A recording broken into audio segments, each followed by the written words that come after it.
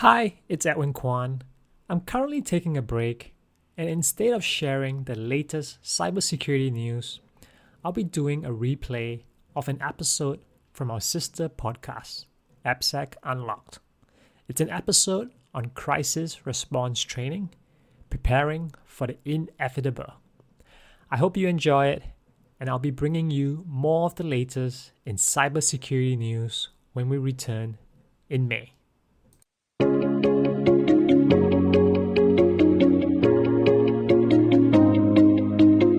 Welcome to AppSec Unlocked. I'm your host, Edwin Kwan, and in today's episode, we're diving deep into crisis response training. Because in security, it's not if a crisis will happen, but when. Every organization will face security incidents, and that's simply the reality of our digital landscape today. Imagine a company discovered a critical vulnerability in their authentication system. And it's not just any vulnerability. It could potentially expose user credentials across their entire platform, affecting millions of users. The company had just 48 hours before responsible disclosure would make this vulnerability public knowledge.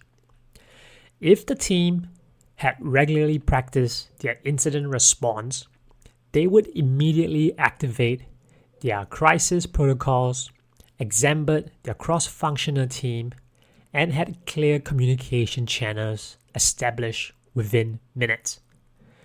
They would contain, fix, and deploy a solution in 36 hours with minimal disruption and no data loss. What if the team hadn't practiced their incident response? They'll probably still be recovering from the fallout with customer exodus, regulatory fines, and a badly damaged reputation that continues to affect their business today. The differences between the two outcomes isn't down to luck or resources. It comes down to preparation.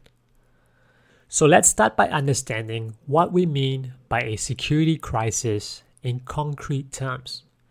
There are different types of security crises, and they could include active security breaches where attackers have already gained access to your systems and they may be actively exfiltrating data or changing permissions as you respond. They could also be zero-day vulnerabilities, where there are no existing patches, forcing your team to develop custom mitigations while protecting critical assets. It could also be data exposure incidents, where sensitive customer or employee information has been leaked, triggering compliance requirements and potential legal consequences. It could also be supply chain compromises, where trusting third-party software or systems introduce vulnerabilities into the environment, creating complex dependency challenges. And lastly, it can also be a ransomware attack that can rapidly encrypt critical systems, potentially bringing business operations to a complete standstill within minutes. But here's what makes a crisis fundamentally different from a regular incident. First, there's time pressure, and that forces decisions with incomplete information, where every minute of delay could exponentially increase damage. And then there's public visibility, where your response is happening under the scrutiny of customers, partners, regulators, and possibly the media. And there's business impact, which extends beyond technical systems to affect revenue, reputation, and customer trust in measurable ways. There's also cross-team coordination requirements that go far beyond IT, and it could involve legal, communications, executive leadership, and customer service. And lastly, there's usually leadership involvement that escalates decision to the C-suite, where technical details must be translated to business impact quickly and clearly. The key difference between companies that handle crises well and those that don't isn't their technical capability, it's their preparation. Even the most skilled security team will struggle without predetermined processes, clear authority structures, and practice response. Now let's break down how to build an effective crisis response training program that actually prepares your team for real-world scenarios. First, the foundational elements that must be established before any training begins. You must have clear roles and responsibilities, and it has to be documented in writing. It needs to specify who makes which decisions, who has authority to take systems offline, who speaks to customers, and who briefs executives. There also needs to be communication protocols detailing exactly which channels to use, backup communication methods if primary systems are compromised, and specific templates for different stakeholders. There also needs to be a decision-making framework that helps teams evaluate trade-offs quickly, like when to prioritize containment over forensics, or when business continuity might temporarily outweigh perfect security. There's also the need for resource allocation plans, specifying how to quickly access emergency funds, additional personnel, external expertise, or specialized tools during a crisis. And lastly, you also need external communication strategies coordinated between legal, security, and public relations teams with pre-approved messaging templates for various scenarios. Once you've done the foundational elements, it's time to move on to the training components that will build muscle memory and confidence. There are many ways to do them, such as tabletop exercises, where teams discuss theoretical responses to written scenarios, allowing safe exploration of complex problems. Live simulation that inject real technical challenges into test environments, forcing hands-on response under pressure. There could also be technical drills focused on specific skills like forensic analysis, malware identification, or system restoration from backups. You could also be doing communication exercises, practicing both internal coordination and external messaging, including simulated press inquiries and customer concerns. And lastly, you could also have leadership scenarios specifically designed for executives who may need to make high-stakes decisions with limited technical understanding. If you haven't done this before, what you should do is to start small. Run a 30-minute tabletop exercise before attempting a full-scale simulation.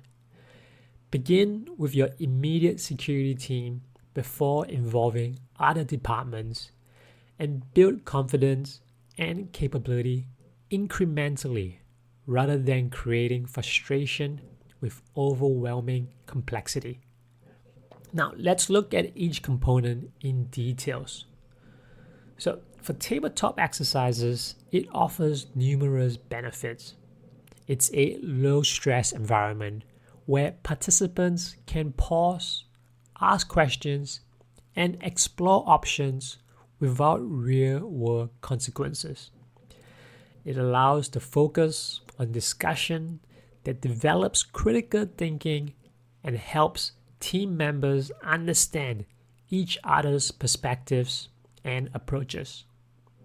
You can also explore different scenarios efficiently, allowing teams to work through multiple potential crises in a single session. And you get to test the decision-making frameworks in a controlled setting, revealing gaps in authority or clarity before they become problems. And lastly, it also helps identify gaps in knowledge, tools, or procedures without the pressure of an actual incident compromising your assessment. With live simulations, it provides more intensive training. There could be real-time response practice with actual tools and technologies that your team would use during an incident. There are more technical challenges that test specific skills like log analysis, network traffic monitoring, or containment procedures. The team will be coordinating under pressure, revealing communication breakdowns or any bottlenecks that might not appear during discussion-based exercises. The time pressure will also force prioritization and rapid decision-making similar to an actual crisis condition. And lastly, the realistic conditions, including simulated system failures, alert fatigue, and incomplete information, would mirror real-world complexity. Now let's talk about scenario design. Creating effective scenarios is crucial for meaningful training. Here's how to do it right by focusing on realism and relevance. The scenario elements should include an initial incident trigger that's specific and believable, like a security operations center alert showing unusual authentication patterns or a customer reporting strange account behavior. It should also include escalation points where the situation becomes more complex over time, such as discovering the initial compromise is more widespread than originally detected. And in it, there should also be technical challenges that test your team's capability, including systems that don't respond to normal remediation procedures or conflicting indicators. And business impact elements that force prioritization, such as affected system handling, financial transactions, or customer data with regulatory implications. And lastly, it should include external factors like media attention or customer panic on social media or third-party dependencies that complicate your response options. Complexity levels should be tailored to your team's experience. Start off with basic scenarios involving a single team with a clear solution path, and this is perfect for new teams or your first exercises. You can then move on to intermediate scenarios, which requires multiple teams to coordinate around an unclear impact scope, and this is appropriate for teams with some crisis experience.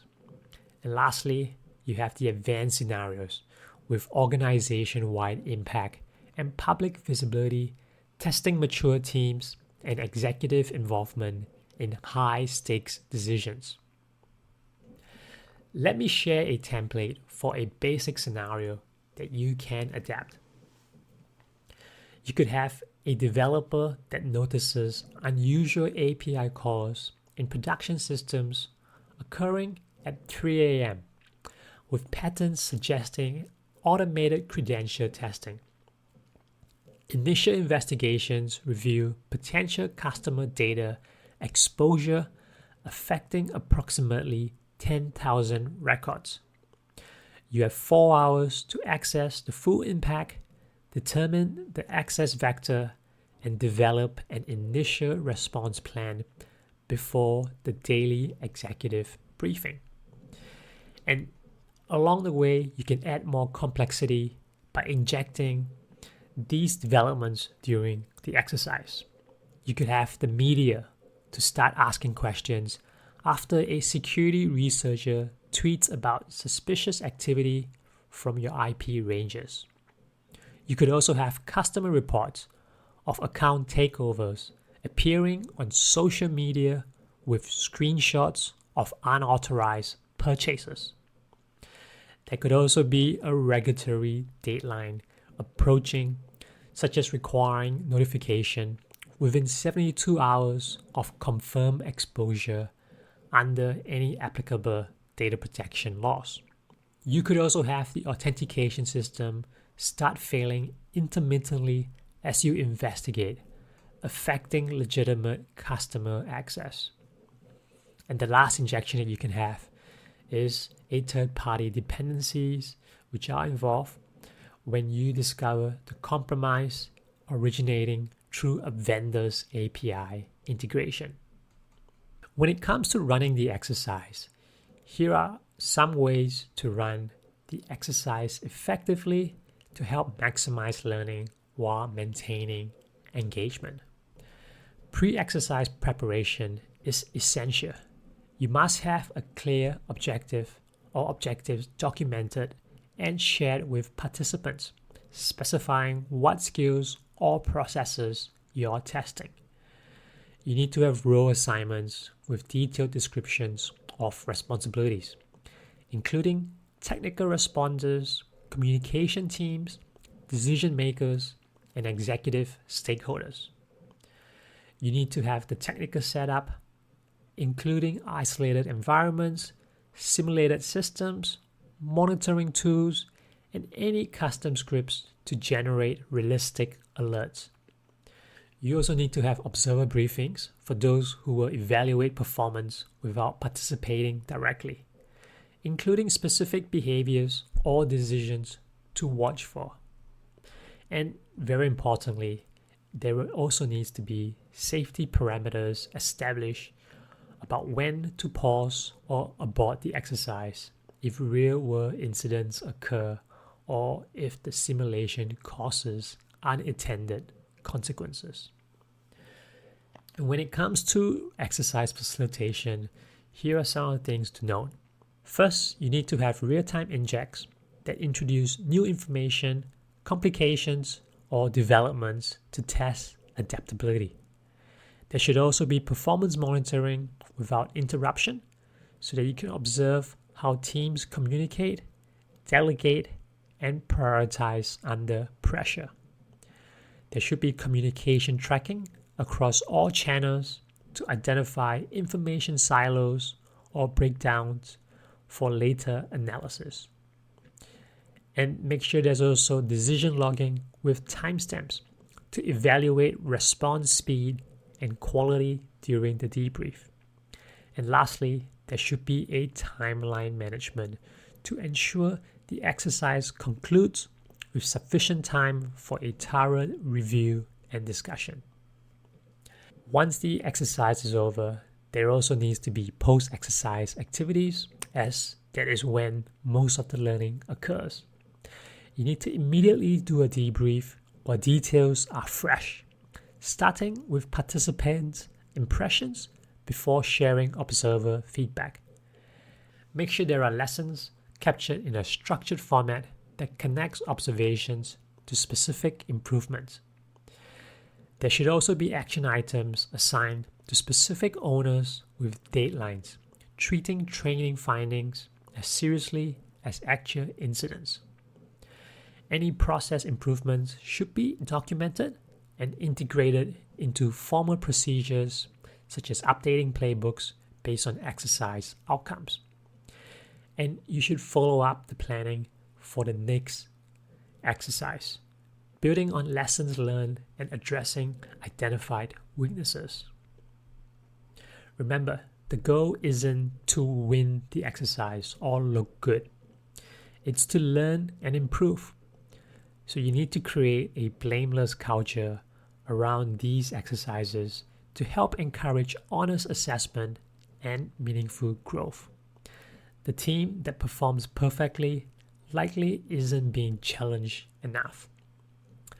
So how do you measure effectiveness of this training? There are some key metrics to track across exercises. First is time to detect key developments, from initial alerts to understanding the full scope of the simulated incident. There's also time to respond with containment actions, measuring how quickly teams move from awareness to effective action. Next, decision quality as evaluated against predetermined criteria, noting both good calls and missed opportunities. You can also measure communication effectiveness, including how quickly information reaches decision makers and how accurately technical details are conveyed. And the last thing that you can measure is team coordination efficiency, particularly around handoffs between different function groups. But you don't want to just measure time. You want to also measure quality through these questions. The first is, were the right decisions made at critical junctures, balancing security, business continuity, and stakeholder concerns? Was communication clear, concise, and appropriate for different audiences from technical teams to executives? Did teams coordinate effectively without duplication of effort, territorial disputes, or information hoarding? Were established procedures followed where appropriate, and was there justified deviation when circumstances required? And lastly, were business impacts accurately assessed and incorporated into technical response decisions? You should always record the exercises for later analysis, using things like screen captures, chat logs, and even video where possible. You'll be able to catch subtle dynamics and decision points you might have missed in real time. And these recordings can become valuable training material for new team members. Now let's talk about some common mistakes that can undermine even well-intentioned training programs. First, it could be over complexity, and that could include starting too big with multi-team exercises before mastering basic coordination, and this can lead to frustration and limited learning. The other problem is having too many moving parts or technical elements that distract from core response skills and create artificial challenges. There could also be unclear objectives that leave participants confused about what success looks like or what skills they're actually trying to develop. And you could be overwhelming teams with unrealistic scenarios that are so catastrophic they generate helplessness rather than learning. Another pitfall is under-preparation issues, such as insufficient briefing, where participants don't understand their roles or the exercise parameters. It could also be missing technical setup that creates artificial obstacles unrelated to the actual skills being tested.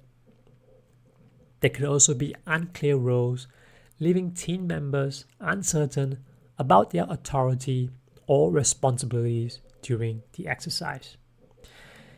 And the last one could also be poor documentation that fails to capture learnings or prevent implementation or improvements. The last category of common mistakes is missed learning opportunities, such as no proper debrief or rushing through review to return to real work, wasting the investment in the exercise. It could also be lost action items that are identified but never assigned or tracked to completion. You could also have forgotten lessons that aren't incorporated into former procedures or subsequent training. Or you could be missing follow-up where improvements weren't tested in future exercises to confirm their effectiveness. As we wrap up, let me leave you with these key takeaways for building an effective crisis response training program. You should start with simple exercises that build confidence and demonstrate value to participants and leadership. You should build complexity gradually as your team masters basic coordination and communication skills. You should focus on learning, not testing, creating an environment where mistakes are valuable discoveries rather than failures.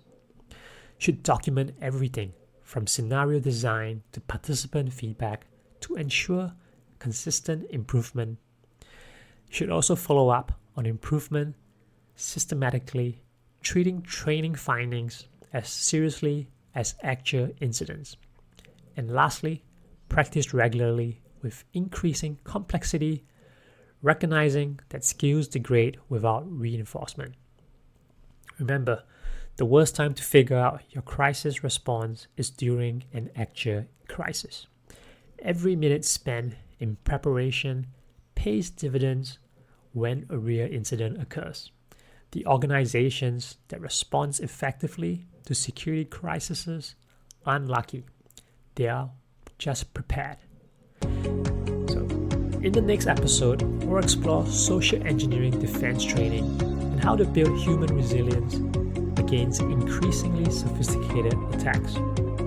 But for now, I'd love to hear about your crisis response experiences. What lessons have you learned from security incidents? Do share your thoughts on our websites. This is AppSec Unlocked. I'm your host, Edwin Kwan. Thank you for listening.